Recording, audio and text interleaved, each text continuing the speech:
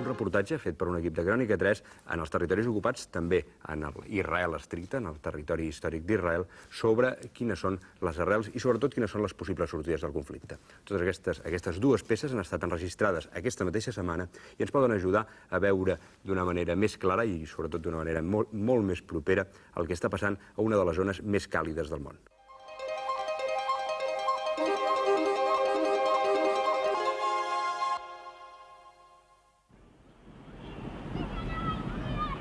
Betlem, ciutat situada a Cisjordània, pot ser un bon exemple per explicar els enfrontaments que hi ha als territoris ocupats. L'església de la Nativitat atreu durant la Setmana Santa molts turistes que semblen ignorar la tensió en què viu la població, a pesar de l'evident presència dels soldats. Aquesta tensió era especialment remarcable diumenge passat. 5 palestins havien mort a trets el dia abans, en una de les jornades més dures de la revolta, i l'exèrcit havia reforçat les patrulles que recorren la població. Una setmana abans, un soldat israelià havia estat mort a Betlem.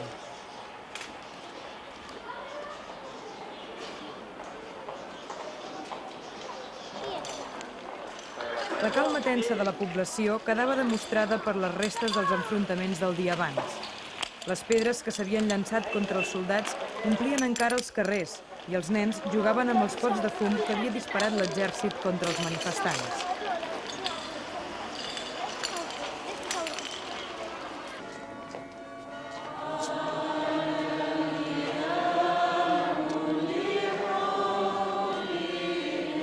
La processó de diumenge de Rams, suspesa a diverses poblacions pels dies tensos que es viuen, es va haver de celebrar a Betlem, al claustre de l'església dels franciscans, sense sortir al carrer.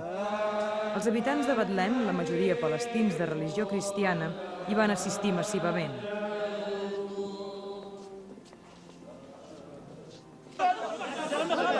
Al final de la missa, seguint una crida de l'OAP, alguns palestins van intentar polititzar l'acte. Els enfrontaments van començar i a la primera pluja de pedres els soldats van respondre amb foc real.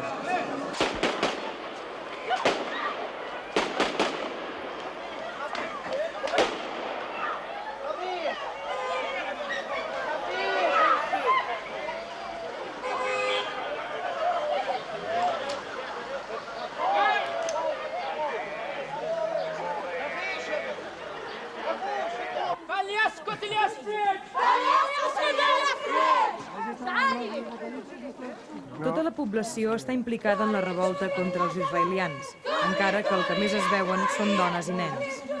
L'enfrontament amb els soldats és constant, amb crits a favor de Palestina i en contra d'Israel, i amb les pedres sempre a la mà per llançar-les contra els ocupants.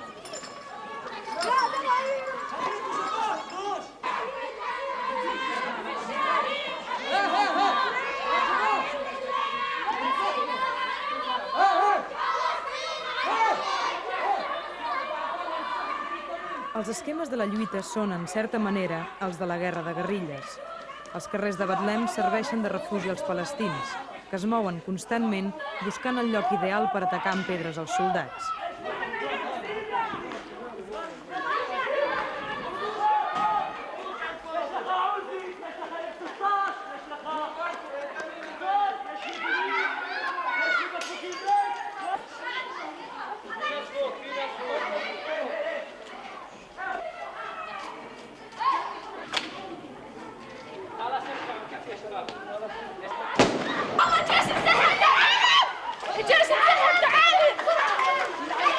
En la revolta, les dones hi han jugat també un paper important i, arribat el moment, no dubten a tirar pedres o a barallar-se amb els soldats per alliberar algun parent detingut.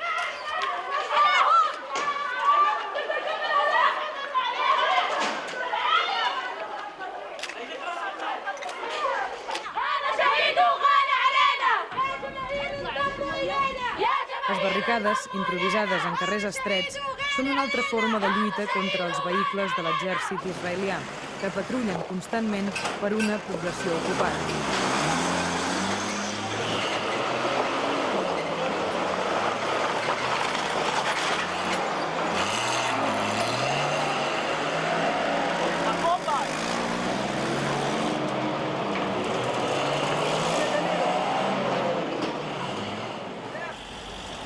Com a protesta contra l'ocupació israeliana, els comerciants palestins fan, des del principi de la revolta, una vaga de botigues tancades.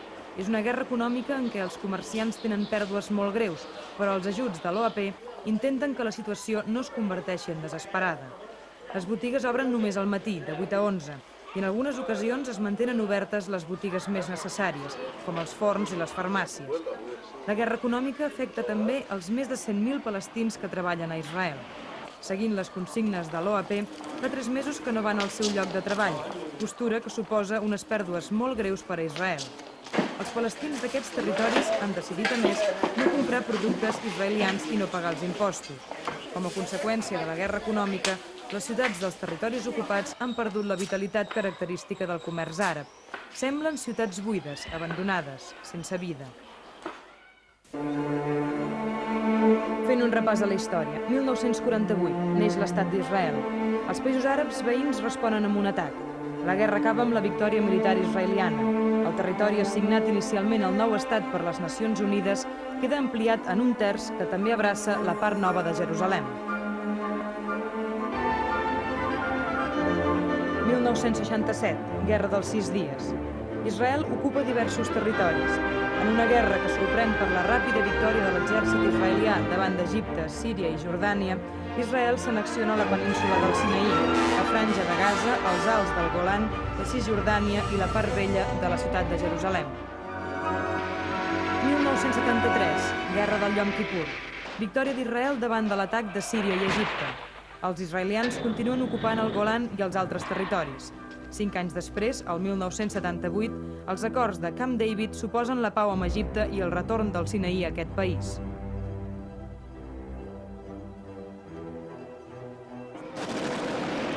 Desembre de 1987, la revolta interna.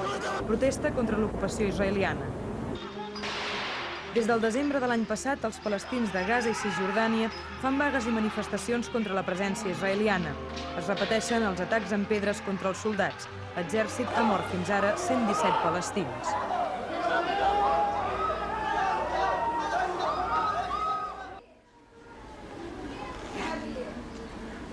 Les víctimes de la revolta, que superen ja el centenar, són considerades màrtirs pels palestins.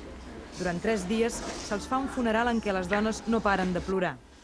En aquest cas, les dones ploren per Hani Ibrahim Abu Haman, un palestí de 19 anys mort el 18 de març a Gaza.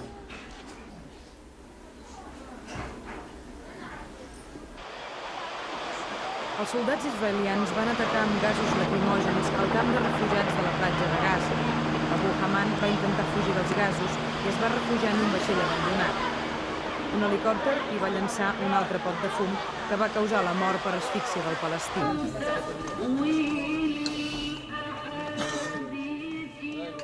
Seguint la tradició musulmana, els homes celebren els funerals separats de les dones.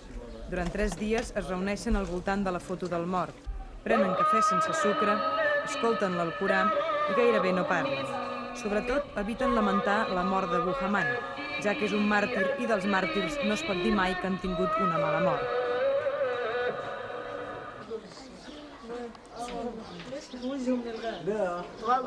La vida dels nens als camps de refugiats és una de les tragèdies més grans de l'ocupació.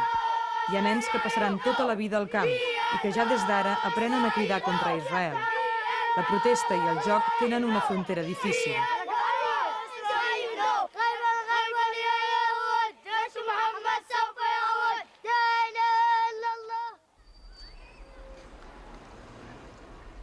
A Cisjordània hi ha 19 camps de refugiats, amb 450.000 persones. A Gaza n'hi ha 9, on hi viuen 350.000 refugiats. El Beach Camp de Gaza és un dels més grans. 40.000 persones hi malviuen en unes condicions deplorables. Els carrers bruts i les barricades per dificultar el pas dels cotxes són una constant. La tragèdia dels camps de refugiats va començar després de la guerra del 1948, quan molts palestins van haver de deixar les seves terres. La solució provisional que es va adoptar llavors s'ha prolongat durant diverses generacions. Les Nacions Unides, per mitjà de la seva agència d'ajut als refugiats, procura educar els més de 100.000 nens dels territoris ocupats. Però és una feina difícil, ja que els drets humans queden encara molt lluny dels camps de refugiats. during all the 21 years, almost 21 Durant years, aquests gairebé there were 21 terrible anys, violations hi ha of hagut human rights in the violacions occupied terribles dels territories. drets humans als And I'm territoris witnessing ocupats. cases as a lawyer I defending jo, com a Palestinians advocada defensora for de so many palestins, years. n'he estat I'm also testimoni. vice president of the League for Human and Civil També soc Rights, and vicepresidenta de la Lliga per the als Drets members of the Humans. League I els directius de la Lliga hem chief tingut staff of the League, we l'oportunitat had an de ser opportunity testimonis de to moltes be infraccions terribles eyewitnesses dels to drets many humans, terrible infringement of human rights, com as deportacions, deportations, càstigs collective públics, punishments, humiliation of people, humiliacions, free shooting, trets, requisition of requisament de lands, terres, tortures. torture during investigations. Però tot és But poc everything si is es compara paid amb el que està passant ara. In comparison what is going on now. Ara és Now el is caos a complet. complete I els chaos, palestins and I necessiten think that protecció per poder sobreviure. Palestinians need protection in order to survive now.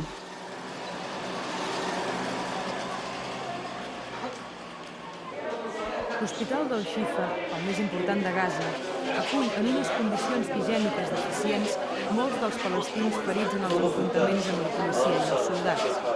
Si els morts superen el centenar, els ferits des de l'inici de la revolta es compten per milers.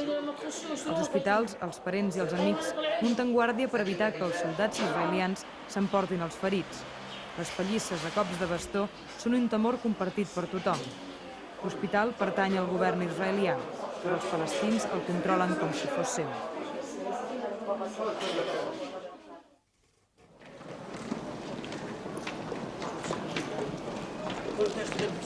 Per intentar frenar la revolta, fins ara els soldats han detingut més de 3.000 persones. El govern israelià ha hagut d'habilitar noves presons per poder encabir tots els arrestats. La majoria de les detencions les fa l'exèrcit, que es veu obligat a complir el paper de policia. Uns 500 palestins que treballaven de policies han renunciat a la seva feina i això fa que l'exèrcit hagi de multiplicar la seva activitat.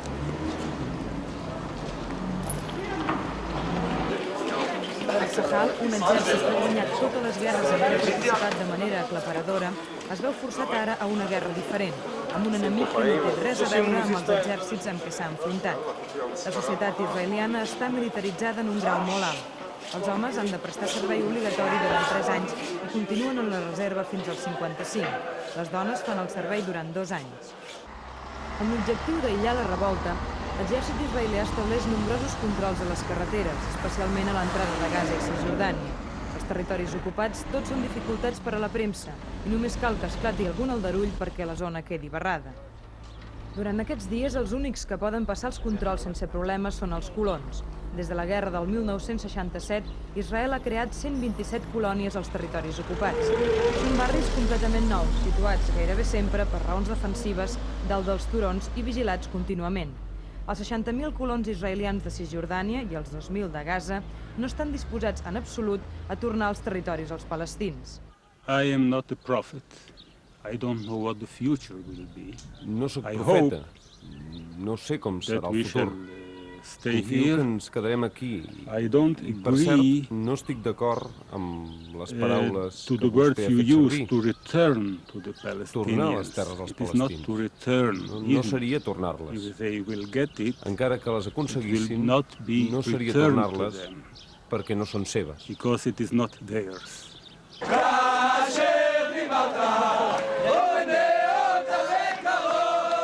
La societat israeliana està força dividida respecte al que cal fer amb els territoris ocupats. Al carrer se succeeixen les manifestacions. Algunes són de suport al primer ministre Shamir, partidari de la línia dura, de conservar els territoris. Però en altres ocasions al carrer salten postures diferents.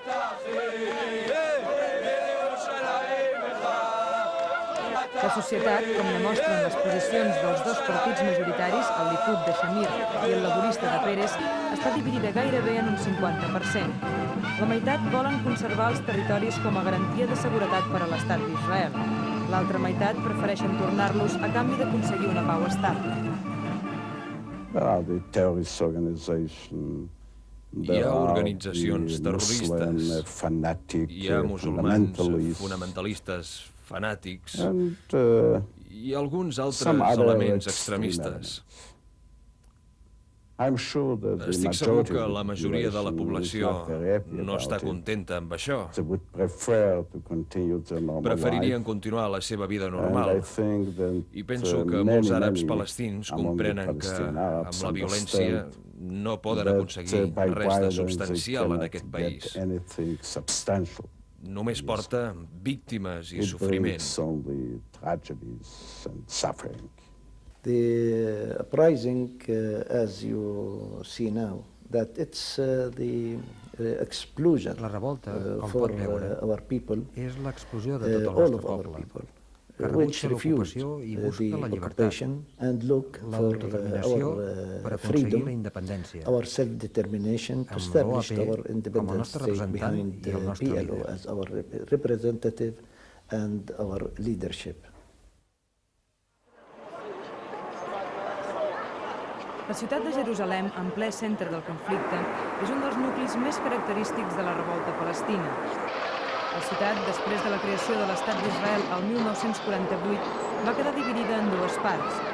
La part vella, la històrica, quedava en territori àrab, mentre que la part moderna passava a formar part d'Israel. Després de la guerra del 67, Israel va ocupar tota la ciutat i se la va annexionar a pesar de les protestes dels àrabs. La ciutat, amb una nombrosa població de jueus ortodoxos, és avui una barreja de races i de religions. Al barri de Mea Shearim s'hi agrupen els jueus ortodoxos, partidaris d'una estricta observància del dogma. A la resta dels barris, el total de jueus arriba a ser de 300.000. La majoria procedeixen de diversos llocs del món i han vingut a Jerusalem pel que significa com a centre del judaïsme.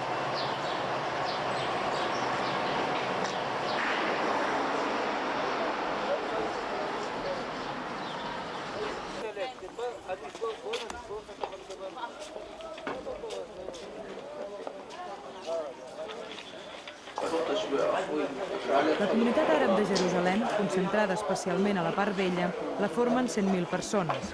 Per ells, Jerusalem és un dels centres religiosos més importants de l'islam. Les botigues del sector àrab, obertes només unes hores al matí, a causa de la vaga, són les que més vida donen a la part antiga de Jerusalem.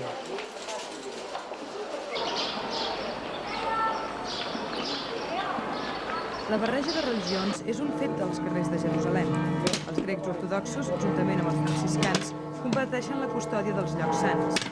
Els cristians, que són només 14.000 a Jerusalem, hi tenen moltes esglésies, que són llocs de pelegrinatge en l'època de la Setmana Santa. Quan el 1967 els israelians van entrar a la part vella de Jerusalem, van trobar el barri jueu destruït.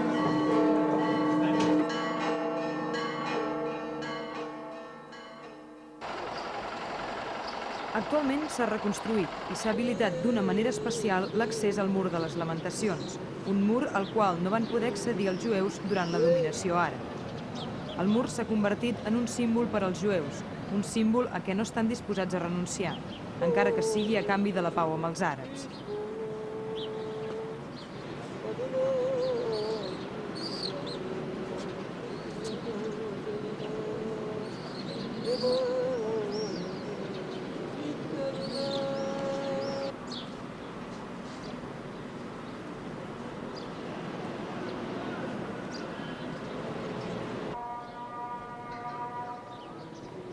La confluència de religions a la Ciutat Santa queda ressaltada pel fet que just damunt del mur de les Lamentacions, on els jueus resen, hi ha la mesquita de l'Aqsa, on els àrabs es reuneixen per escoltar les oracions del muetzí.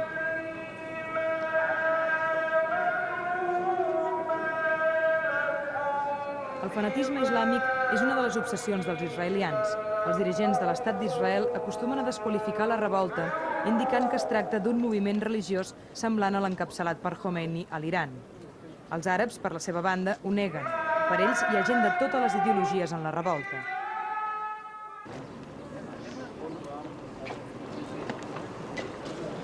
En els últims mesos, cada divendres, després de la pregària a la mesquita, s'està convertint en tradició fer una manifestació per l'interior del recinte musulmà.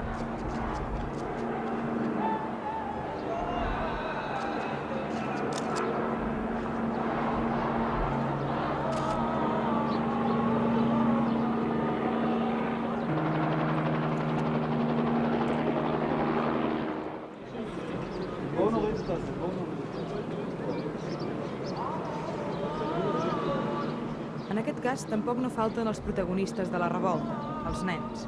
A cavall del joc i de la protesta, no perden l'ocasió de llançar pedres, encara que siguin simbòliques, contra els ocupants.